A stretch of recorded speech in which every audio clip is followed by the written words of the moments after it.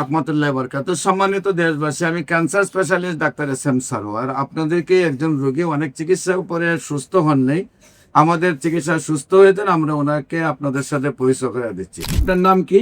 মোহাম্মদ রফিকুল ইসলাম। মোহাম্মদ রফিকুল ইসলাম। আপনার রোগীর নাম? মোসাম্মদ নূর নায়ক আক্তার। মোসাম্মদ নূর নায়ক আক্তার। আপনার কি হয়? আমার স্ত্রী। স্ত্রী। আপনার পিতার নাম? মোহাম্মদ সুলতান আহমেদ। মোহাম্মদ সুলতান আহমেদ। আপনার মায়ের নাম? মোসাম্মদ পারভিন আক্তার। মোসাম্মদ পারভিন আক্তার। গ্রাম? শাহপুর। শাহপুর। Post office? শাহপুর। শাহপুর। থানা? নবীনগর। নবীনগর। জেলা? ব্রাহ্মণবাড়িয়া।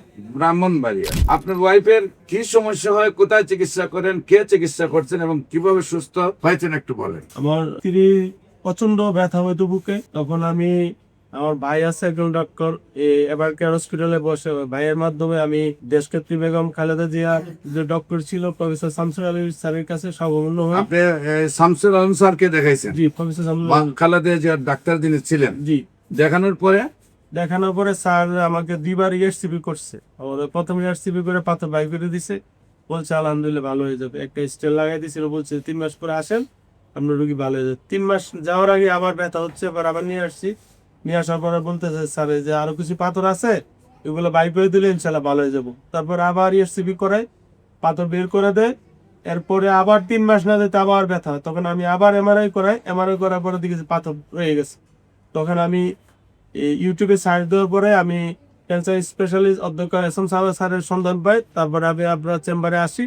আসার পরে আজকে 6 মাস যাবত ওষুধ খাওয়াচ্ছে। আলহামদুলিল্লাহ আমার ওয়াইফের প্রচন্ড পেইন হইতো, বুলটা সাবসিডের মতো লাগতো, কিন্তু আলহামদুলিল্লাহ এখন আগের মতো পেইনটা হয় না, অনেক অংশে ব্যথা চলে গেছে, আলহামদুলিল্লাহ অনেক ভালো হয়ে গেছে। এখন আপনার ওয়াইফ ভালো আছেন? জি।